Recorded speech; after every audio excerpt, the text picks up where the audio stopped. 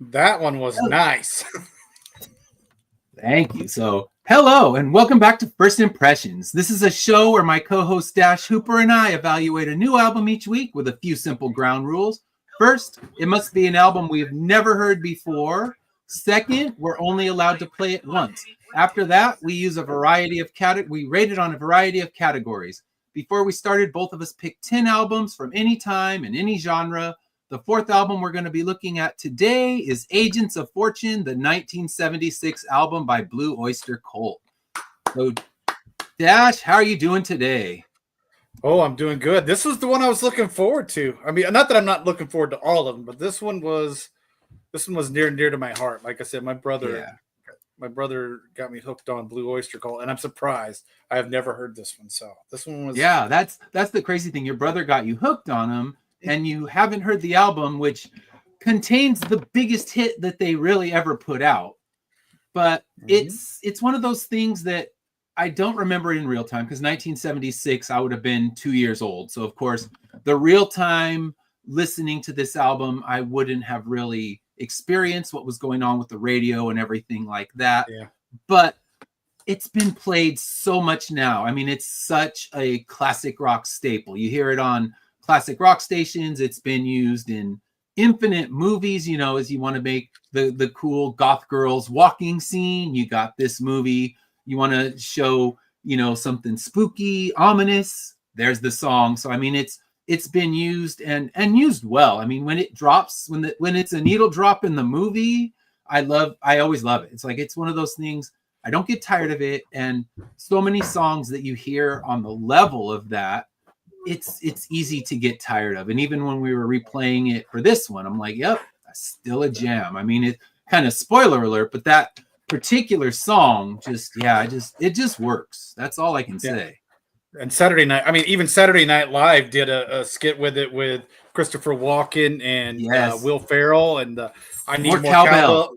More cowbell. You guys will pick up on which one we're talking about here. So. Oh yeah. So it's so funny because when I write notes about every single song. So I mean, we can make this podcast an hour and a half, because I write large notes on every song as I'm listening to it. And my only notes on that were more cowbell, because I think of the sketch, and what honestly is there more to say about Don't Fear the Reaper? It's one of those things that what's been said has been said, and they were right. It's good. It lives on. It's eternal. My kids will probably still be listening to that song dropped in movies, maybe the Sad Girl piano version, but it's still going to exist. Yep.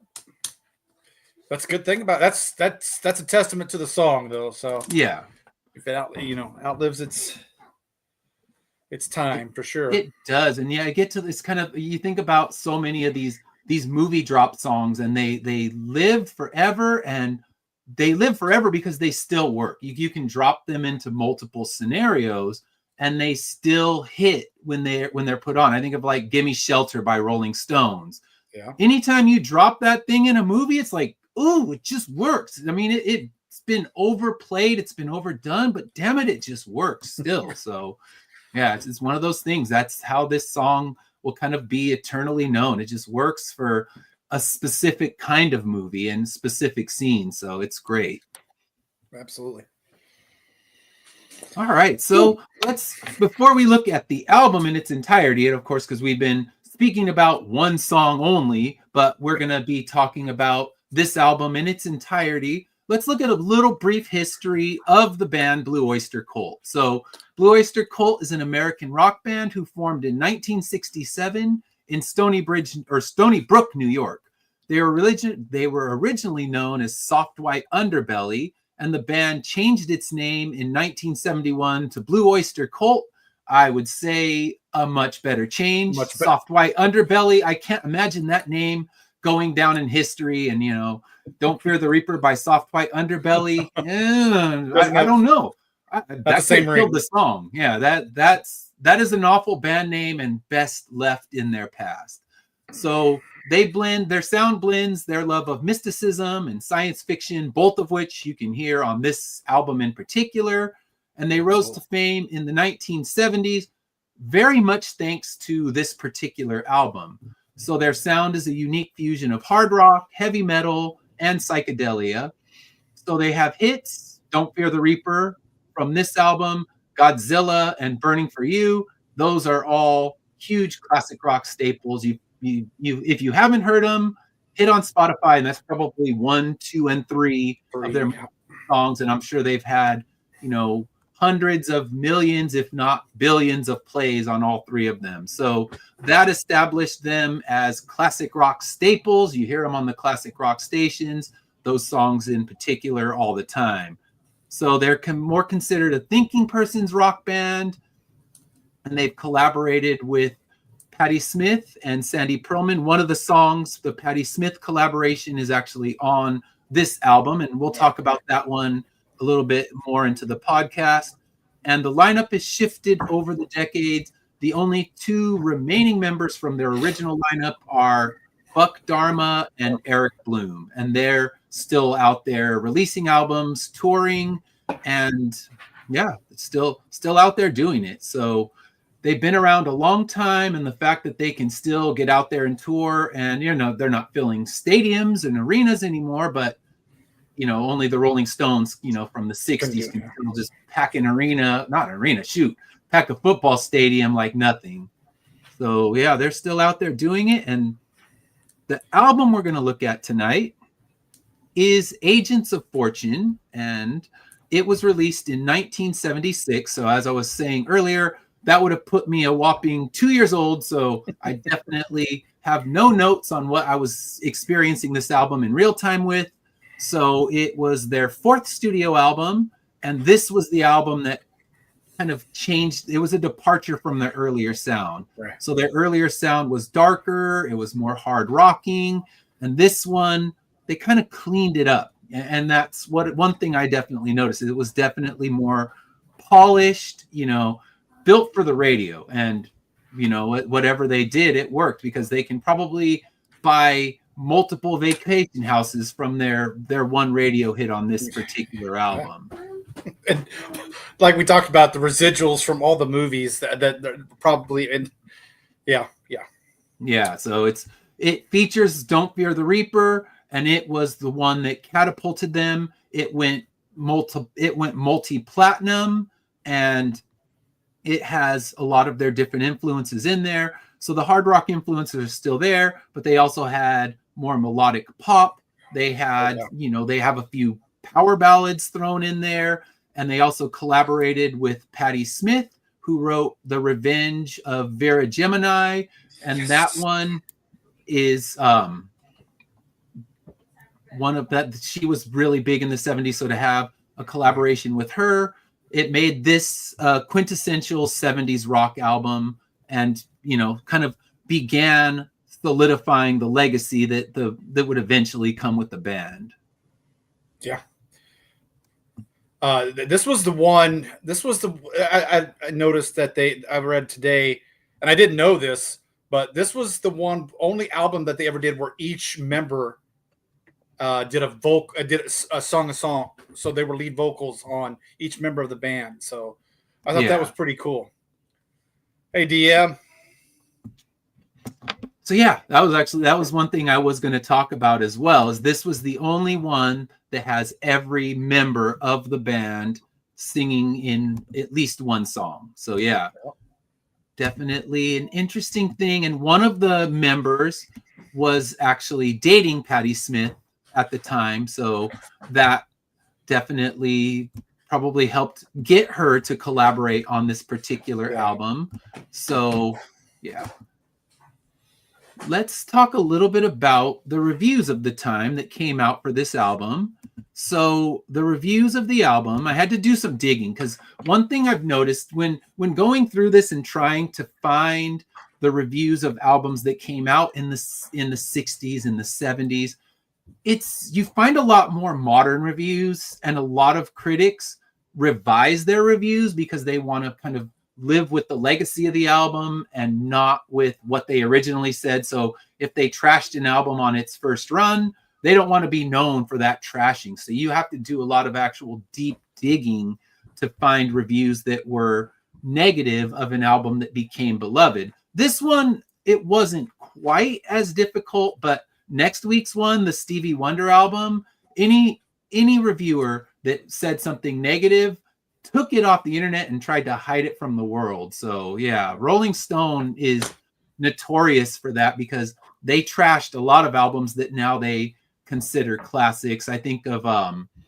they hated the first Black Sabbath album. I mean, they just annihilated that thing. I think they gave it 1 star, called it derivative cream, and all they did was bash it. And now that review, I mean, good luck finding that because they're like, now it's one of the greatest heavy metal albums of all time. So the 70s albums, you get a lot of revisionist history when it comes to the reviews of any of these albums. This one, not so much, because when it first came out, it was actually pretty well received. It got strong reviews, 3 to 4 stars in that range. So, a lot of the critics rate it on 4 stars, not on 5. So we're talking, between a B and an A is where they saw it in the beginning. The critics praised its innovative blend of hard rock, pop, and experimental elements. And then they said it was more accessible. So a lot of the critics didn't actually like their earlier material. They didn't like that it was more kind of esoteric and strange.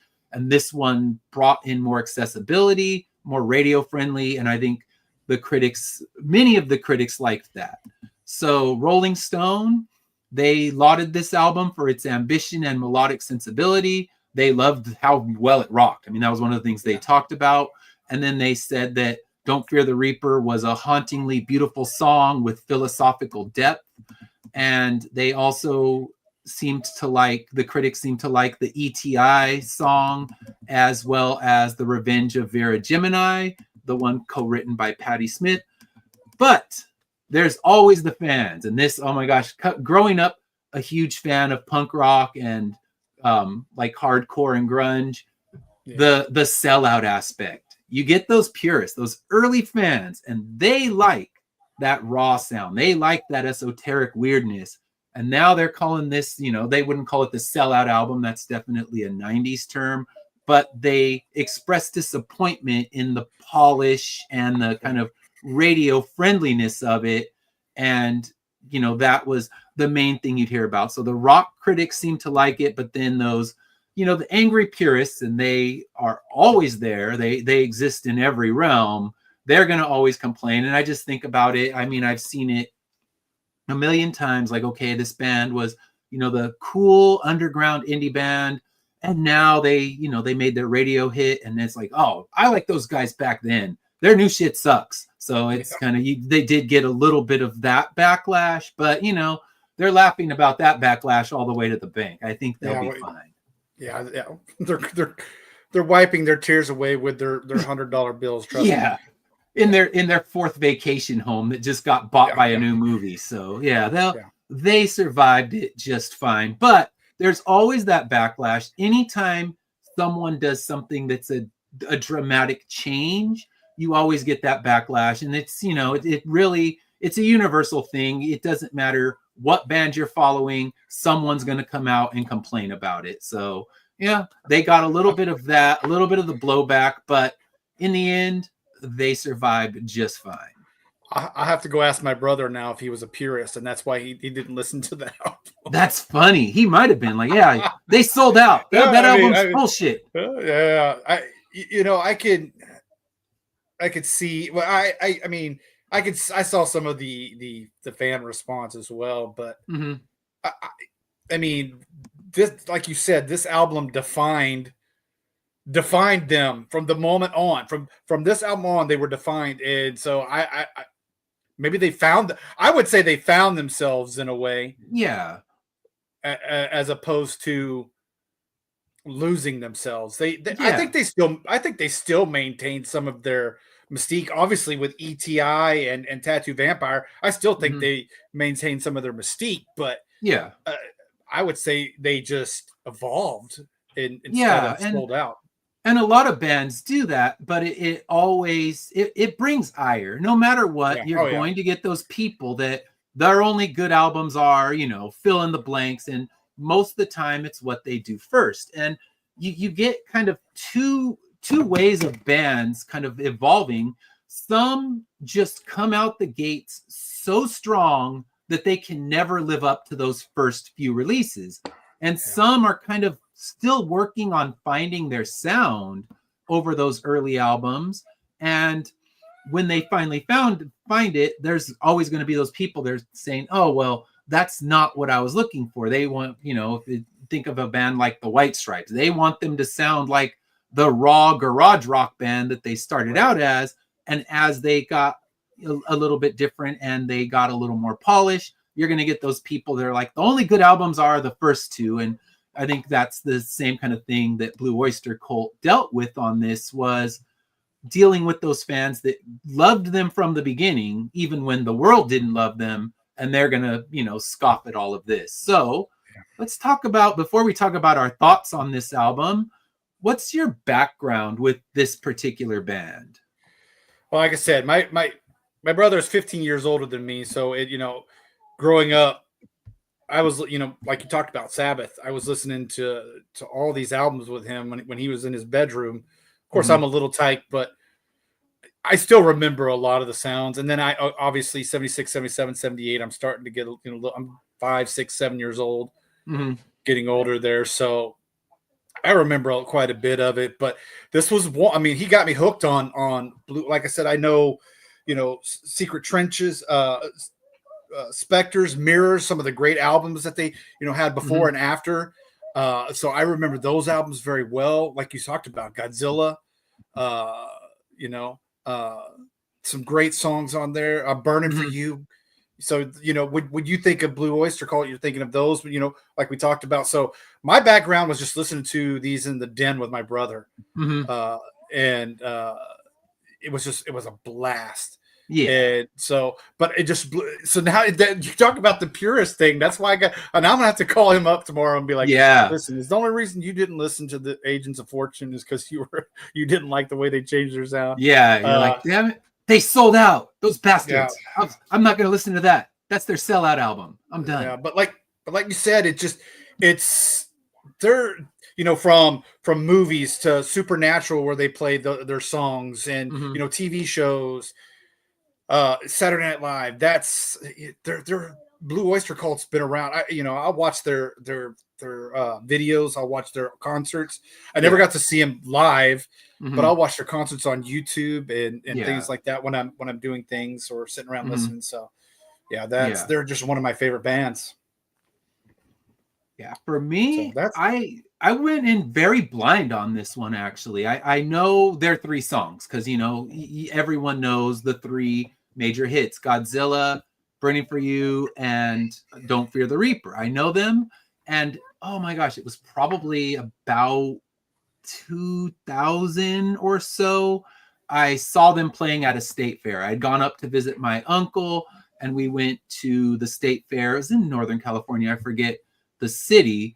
And I was actually kind of sad for them. They got a pretty weak reception. They were playing in kind of a little side-off tent, and they played Don't Fear the Reaper twice. And it just, as soon as I saw that happen, I thought of that Simpsons episode. I don't know if you've seen it, where Homer is at the fair and he's seeing Bachman Turner Overdrive. Yeah. And he just keeps yelling out. They're like, all right, we're going to play some new songs. And he's just screaming, taking care of business.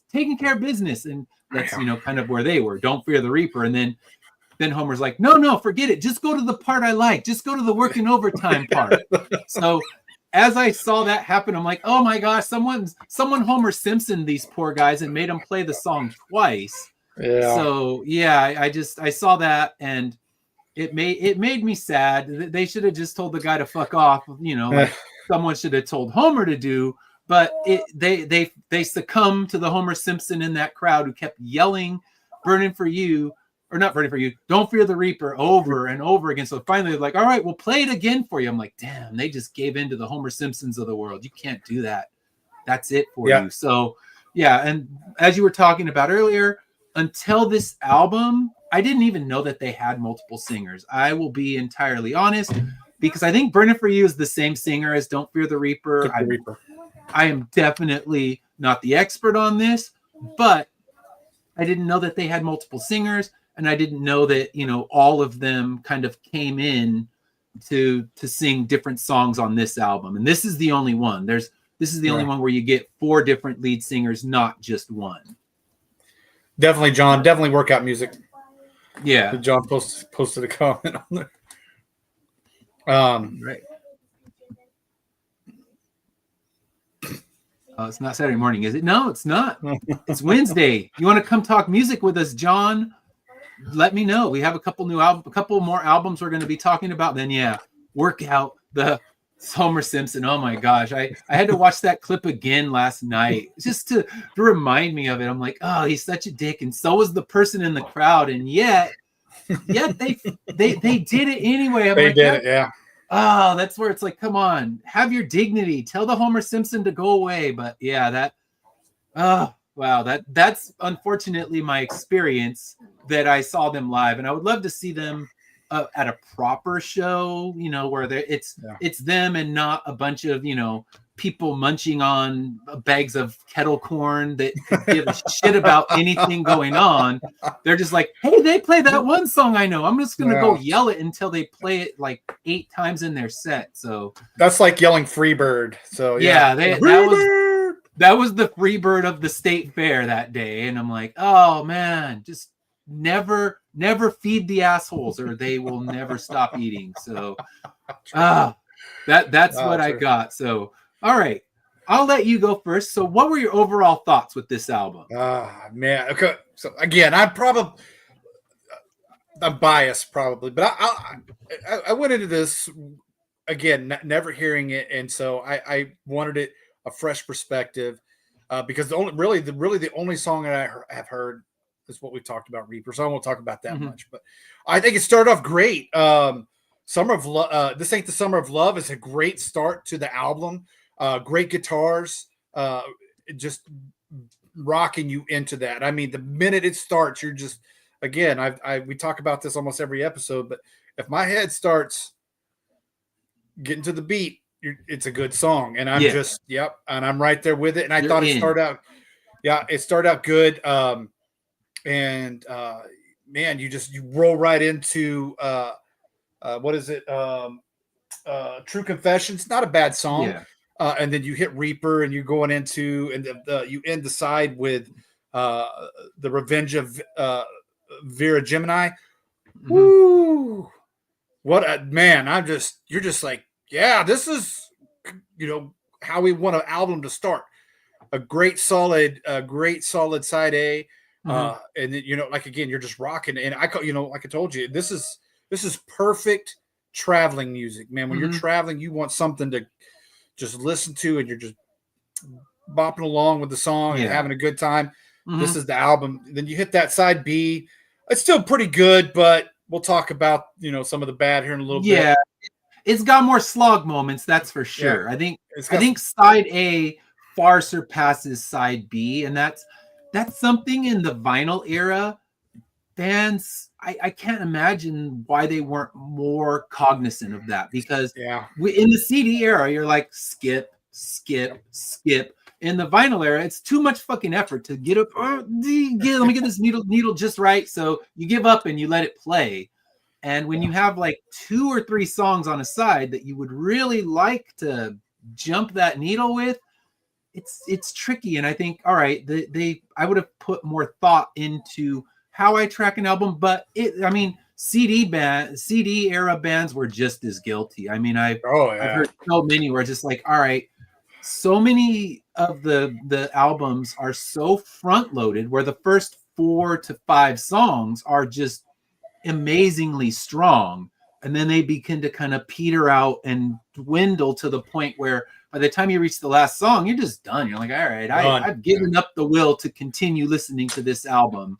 And yeah, that ends up being that for you. So I think this one runs into that a bit. I think the final track, and then when we get to kind of digging into songs, I think the final track kind of redeems the fact that it hits a bit of a rough patch in like a few strong song stretch. So definitely for me, coming in with no prior knowledge, no no attached nostalgia to the band. What I found was the album kind of disappeared into the background. And that's not to say it's a bad thing. If an album disappears into the background, it's just kind of, it's good. I can, like you said, I can kind of bob my head. It's got some good rock. It's got some good riffs. It's just nothing is screaming at me, listen to this, do that. And when I hate an album, it does not disappear into the background. It's in the foreground, and I'm just sitting there feeling angry at it. And only once on this album did I feel angry, but we'll get to that one later. So I could hear the influences of the 70s. I mean, I'm listening to this thing. I heard Meatloaf. I heard Peter Frampton. I heard Aerosmith kind of all within this. Now, I don't know who came first. I'm definitely not calling them a rip-off band by any means, because they could have been first. I know that this album came out before any Meatloaf albums were ever released, but you could hear that in there. And that's just more hearing the 70s. It's like, okay, listening to Pearl Jam, you can hear Pearl Jam in like, well, shoot, Pearl Jam's the wrong thing. Pearl Jam can be heard in like 8,000 bands from the 90s. Yep. Everyone thought, let me get that Eddie Vedder growl, and now I'm going to release an album, and stupid major labels signed him anyway. But you make a good point. Thing. Yeah, go ahead. You make a good point, because like you go to the 80s, everything was a synthesizer. Mm-hmm. So, 70s had their same vibe, especially rock, obviously different than disco. Yeah. But, even your rock sounds all were kind of the same riffs and the same chords and things like that. You go into the 80s, you get the synthesizers, 90s, like you said, grunge was the thing. Country music, it's all three chords.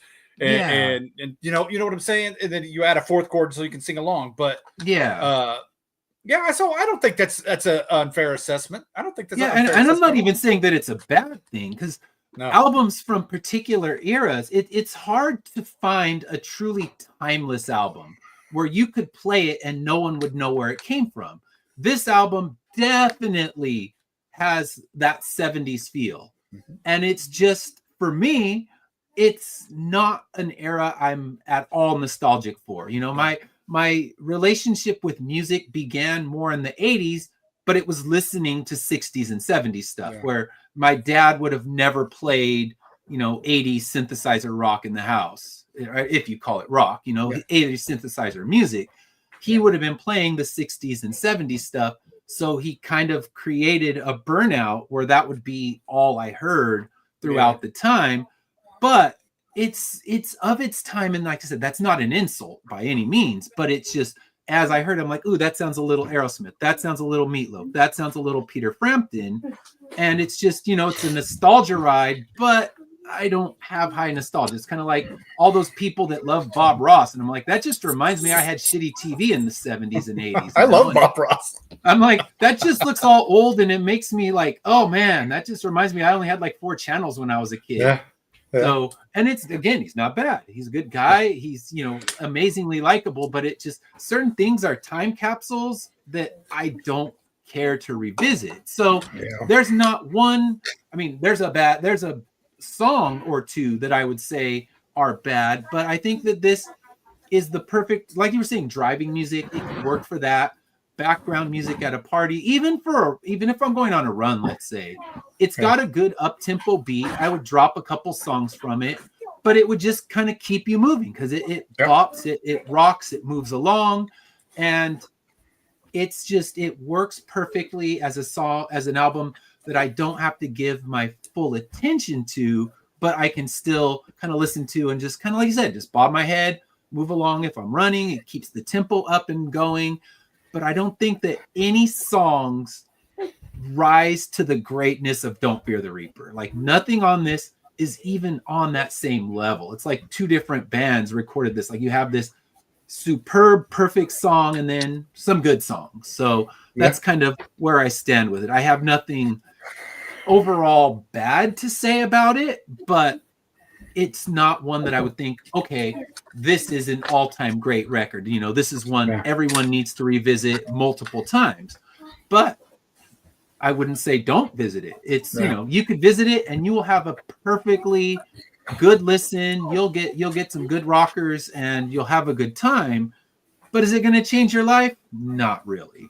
but not every album needs to change your life. Some albums just rock, just do your thing, rock, entertain me for 40 minutes and call it a day. And that's what I would say this one does. It kind of entertains me for 40 minutes. Yes, more cowbell. We know more cowbell. And I have it behind me, but we can't really see where it is. But I actually on my bookshelf all the albums we've reviewed so far are hiding on there somewhere. It's your Where's Waldo of the day. Like, find our albums; they're on there. Yeah, you're right. I don't know if the other songs are like, if every movie director and producer and creator and scriptwriter is gonna like, this is exactly where Don't Fear the Reaper is gonna fit in my yeah. So, but I feel a little bit different. I feel like I really rocked out to, like we talked about the first side. Mm-hmm. Yeah, I get what you're saying. I think for me, it's more where I come from and my overall feeling of kind of 70s rock in general. And it was that it got so overplayed in my house that it wasn't until I tried to kind of find my own musical identity later on that I found stuff that I truly loved and enjoyed. And it would be the stuff my dad would be like, oh, that's garbage, And I'm like, that's cool. You saying that makes me love it even more. Don't you realize? That's why I don't tell my kids any of the stuff they listen to is garbage. Rebel. Yeah. I was like, I'm not going to tell you it's garbage. It may not be for me, but both my children have found music that I end up really liking. And I found music for them that they end up really liking themselves. So we kind of have this relationship where like, hey, you got this good band? Let me hear them. I want to hear more about it. And then, I have my youngest daughter who wanted to go see this British punk band Idols with me because I was playing a song in the car. And then, I've gone with them to shows of bands that I would never have gone to see. So I think not shoving anything down their throat and not ever telling your kids that what they're listening to is crap, because everything is cyclical, and whatever crap they're going to call your music is eventually going to come back in style. And what you're hearing from them is eventually going to realize, okay, you know what? It wasn't so bad, because so many people our age love to just, Taylor Swift, she's garbage because of blah. I'm like, really? And you're going to say Madonna is the greatest, but you're going to completely shit on someone like Taylor Swift. I'm like, do you realize she writes her own music? She plays 3+ hour concerts, and I'm a friggin' Swiftie. I don't know more than 2 of her songs, but I respect what she's done, and I don't want to just be one of those, get off my lawn 50-year-old guys. Well, she's bad because she's new. I was like, no, what? You got to respect the hustle. I think with so many people, especially our age, your music knowledge ends the moment you graduated high school or college. And that's when it's like, I'm done with music because the best music was fill in the blank, whatever generation you come from. And my thought, and that's kind of where this show came from, was there's plenty of other good stuff. We're just going to go out and try to find it. And there's great old stuff that I have not had a chance to listen to. So that's kind of where we're coming to for this. All right, Pat Benatar rules. Pat Benatar does rule. I do. I am not going to fight you on that. That is a good assessment. And my Pat Benatar concert experience was she played after a marathon. So the Rock and Roll Marathon, it's down in San Diego, and she was the headline artist, and I was pumped. I'm like, hell yes, I get to go see Pat Benatar for free. I'll be sweaty and gross, but I'm going to have a damn good time. So I love Pat Benatar. That's kind of the 80s, and that would have been the stuff where when I discovered MTV, I was just fiendishly finding new stuff, and most of it my dad would be like, that's just crap. I'm like, perfect. And then some of it he did come around on. Like at first, that Pat Benatar sucks, or this sucks. And then he's like, you know what? That's actually pretty good, because he's hearing me play it, and like, all right, you know what? Maybe I need a change of heart. And I still work my best to try to get my dad exposed to new stuff, even if it's not working. I will always try to do it. So that's great, DM. That's funny. That's funny. Okay. I had a mullet. Trust me. That was my junior and senior year. Mullets were the thing. So they're back. They have definitely returned, and now it's not just back ironically. You'd have those people that would, rock a mullet ironically. It's not ironically anymore. They're just like, I just got a mullet and deal with it. And I've seen men and women, like they both rock the mullet, and you know what? Do your thing. I don't judge. Do your thing. My son said that the other day. He said he wanted a mullet. Yeah, it's like, all right, have fun. Knock yourself out. I don't have enough hair to do shit with it, so I don't care. Have fun. I'm losing all mine. Yeah. All right. So let's talk about the best tracks besides "Don't Fear the Reaper," because obviously we could just name that one. But what's one that stood out to you besides "Don't Fear the Reaper"? It's got to be the top two for me. It's got to be "Summer" or "It Ain't the Summer of Love." Mm-hmm. And probably the Revenge of Vera Gemini. Both those two come like neck and neck as best track for me on this. There's some great ones on that. Like I said, there's some great ones on that front side, that A side. But like I said, when you start off, it Ain't the Summer of Love, and you get those guitar riffs just going and working, and the solo. There's a nice solo there for a little bit. And you're just like, yes. Mm-hmm. Yeah, it's just it's very deep in the meaning. It's not even what it means. It's this is one of those very, like you talked about. They have some supernatural feel to them, some horror vibes to them. That's what "It's Not the Summer of Love" is all about, at least from what I gathered from it. But it's a good rocking song. You're just like. Yeah, it's a strong opener, and that was kind of the notes that I wrote is like, rocking opener. And we had talked when we talked about the Jethro Tull album, we talked about how as an opener it missed its mark. Yeah, it missed its mark. It did not start strong. It picked up later, but starting strong is such a good thing for an album. You want to be roped in, and that opening track definitely does the job. It pulls you right in. You're like, all right, that's what I'm here for. We're about to tear some shit up. I'm good. Let's play this album. So as an opener, very strong. Perfect. I'm right there with you. I enjoyed it, and it kind of set the right tone for what was going to come later on. So I'm right there with you. Like I said, I could name its influences, and my general distaste for 70s rock aside, it's a good opener, and just solid opener. You're ready to go the moment that those opening riffs kick in. And then you just close out that side A with the Revenge of Vera Gemini. Again, it's another perfect closing side A song. You're just like, I'm ready to turn this bad boy over. Let's keep going. And then, like I said, it's let down a little bit. Tattoo Vampire is really good on the second side. Yeah, that's a fun one.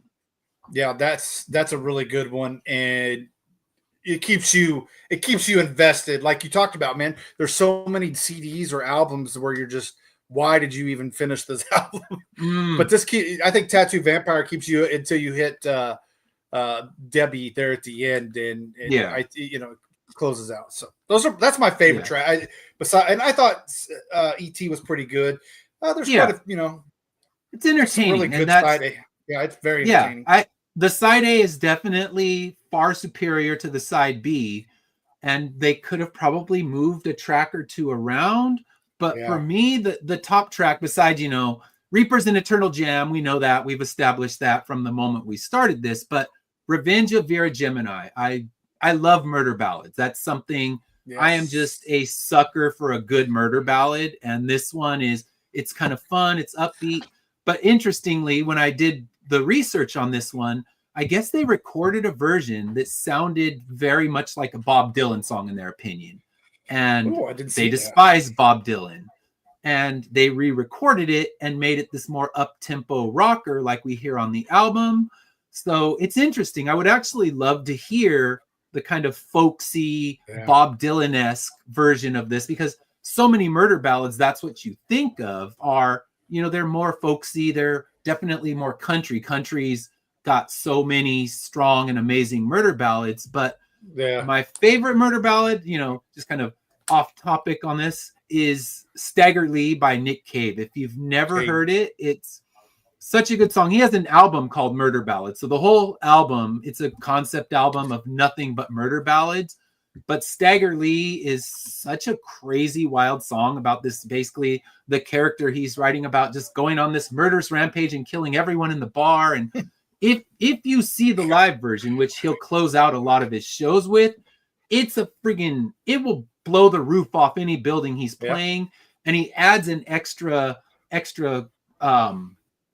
set of I lost my words, but he adds an extra part to the song where he goes down to hell and then kills the devil even. So it is such a wild song. I'll throw a link to it. I have a recording of one of his great performances of Stagger Lee, so I will throw that on my YouTube channel. If you check out the YouTube channel, if I have any live recordings that kind of fit what we're talking about, I'll put those on there. I'm actually working right now on what we talked about last week, the full Soccer Mommy set from the San Diego show that I saw her at. So yeah, I'm a sucker for murder ballads. So as soon as it kicks in, I say, all right, it's a good murder ballad. And it was written, the lyrics were written by Patti Smith, and she was dating Alan Lanier, who was the keyboardist at the time. And he sings, the second song on the album is the one he sings, and that's a love song about Patti Smith. So yeah, overall, I love that one more than any of the songs on the album besides Reaper, because it kind of fits right into my love of murder ballads. Yeah. All right. People be like, what are you talking? If you've listened to The Thunder Rolls by Garth Brooks, you've listened to a murder ballad. So just throwing that out. You have that. You have Goodbye Earl. Delia's Gone from Johnny Cash. So and then like I said, the entire album of murder ballads from Nick Cave. I mean, if you like murder ballads, get that. Where the Wild Roses Grow. So amazing. It's one of those songs. He does that one with oh gosh, I'm drawing a blank. So let me see. I'm gonna have to. See, that's why I like doing the show. I get to learn new albums I would have never ever picked up before. So this is the best part about the show. Oh yeah, same for me. So he's that the whole album is murder ballads, and I'm trying to find. Oh, it's Kylie Minogue. So Where the Wild Roses Grow is a duet with Kylie Minogue. Murder Ballads album also has a duet with PJ Harvey, who he was dating at the time. So it's a great album. Definitely pick it up. Like I said, I'll drop in sometime this week a live recording of the Stagger Lee from one of the shows that I've seen him at. So now we're gonna leave our. Actually, we didn't talk about our standout lyrics. So after that, we'll talk about which ones to skip, and we both have opinions on that one. So what were some standout lyrics on this one? Well, you just, I mean, we're just talking about it. We're sitting there. I mean, it's just let's talk about the entire, I mean, again, this is one of those ones where the entire song stood out, and we're talking about Revenge of Vera Gemini. I mean, just you're the kind of girl I'd like to find, face like an angel, but you're bone like the devil. I mean, just she's a sweet girl, but you're on the outside she's sweet, but on the inside she's mean to the core, evil to the core.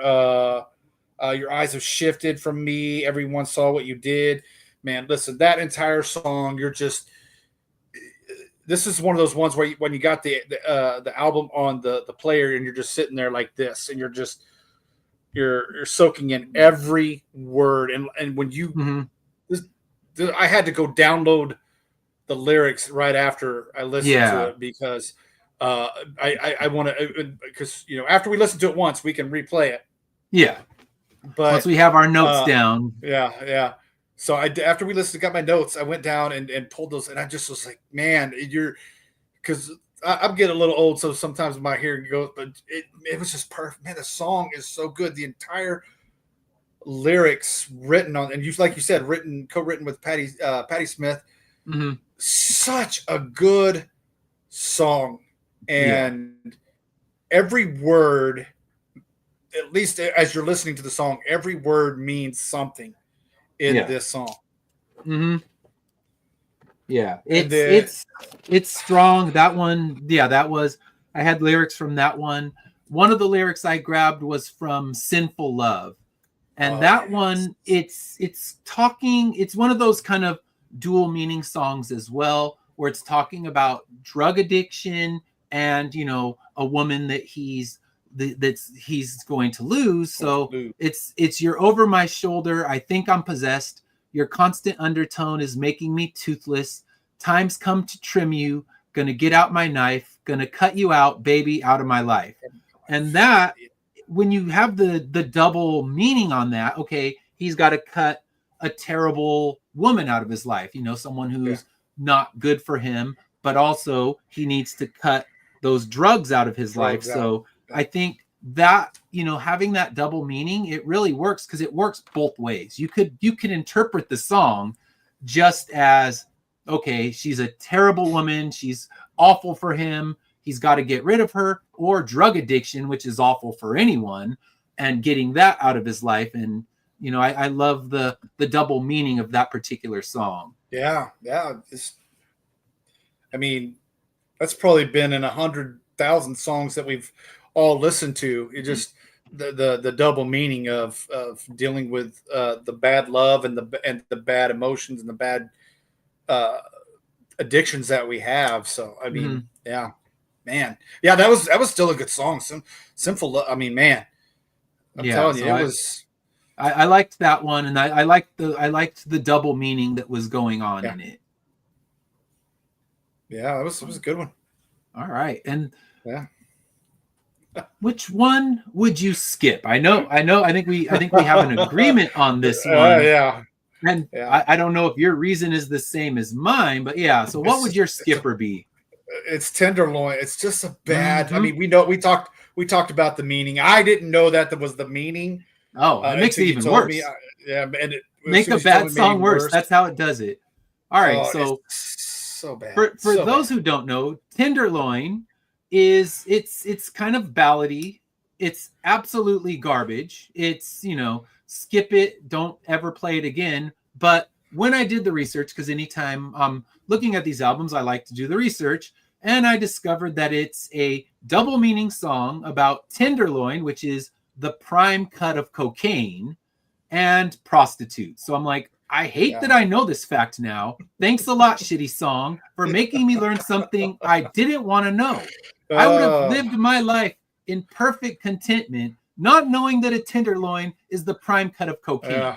It's like, thanks a lot, Blue Oyster Cult. We got a new show brewing. It's called Shitty Songs. Yeah. That one, that was an all-timer right there. I'm like, in an album that in general just kind of works, and you don't feel anything. For me, I'm not feeling passionately happy, sad, anything until that song came on. And like I said, when an album goes into the background, that's great for a lot of functions for me. But when that song came on, it moved right out of the background into, oh my God, this fucking sucks. And I'm angry. Then I look it up. I'm like, it sucks more now. Damn you. Yeah. You ruined this. It is so bad. It hits you in the face bad. So bad. It hits you in the face bad. I was like, man. God, if you're just kind of bobbing along, enjoying the groove, that song just rips you right out of it. It's a poorly done ballad about things you don't ever want to educate yourself on. So there we go. We agree. And that's the only one I would really say is truly skippable. There's other songs that I don't like as much as one or the other, but that song is just garbage. Like, I want to take it off a vinyl record, but you can't do that. So that one, I'll take the effort though. You know what? I've talked about it's a pain in the ass to lift the needle and move it to the next one, but when I pop this one on again, I will take that time and effort, and I'll jump it 3 or 4 times till I get it where it needs to go and out of my life. Yeah, it was bad. Yeah, so that's funny. You disliked it as much as I did before you even knew its meaning, and then the Yeah, meaning just amplifies how much you hate it. So yeah, there's a loser of all of them.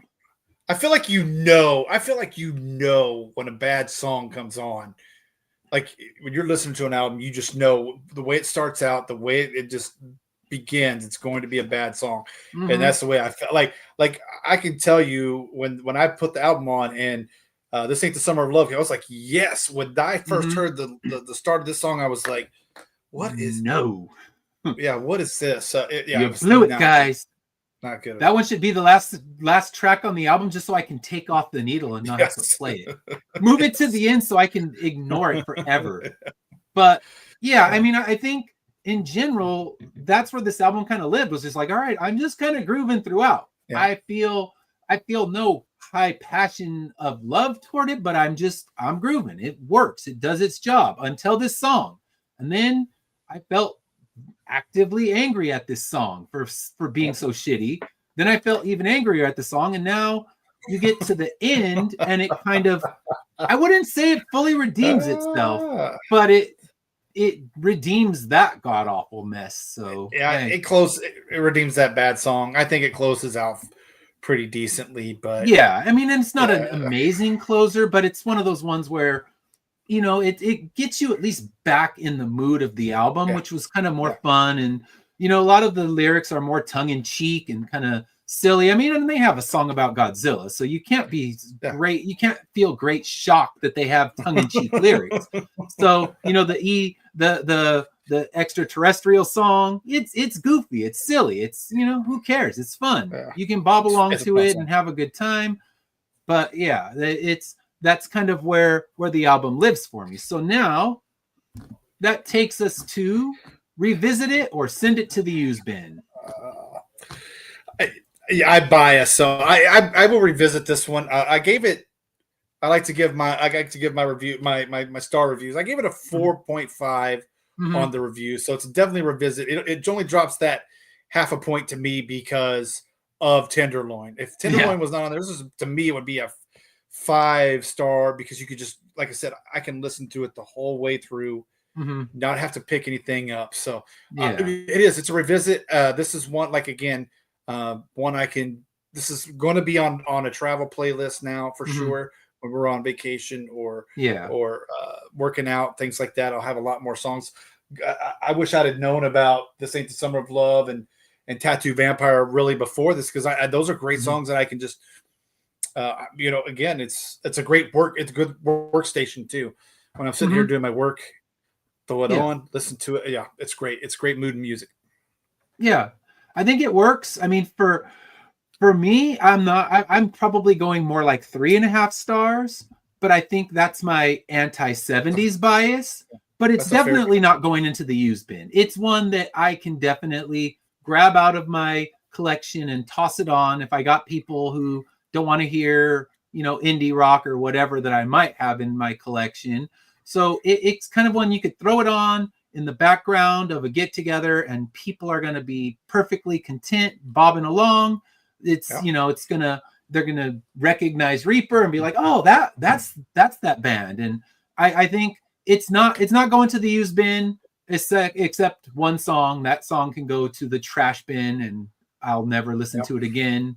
I will actively avoid that song. But otherwise, yeah, it's making it. I think that song got so much I'm taking a full star for it. I'm like, all right, I'm punishing you for that. No, you punished me by making me listen to it. I'm punishing you a full star. So that's it. But yeah, overall, I mean, it was enjoyable. I'm the wrong person to ask about 70s rock because I, you know, general bias against it. But it, even with some 70s rock, I won't even play this. I could listen to it again, and I will. Yeah. It's not one that it's in my record collection now, and it's just going to collect dust. No, it'll definitely get spun again, and something I'll enjoy later on. So now we've come to the point we're going to talk about what to expect next week. And next week, we're hitting one of the albums that's considered one of the top 50 albums of all time. And that's Songs in the Key of Life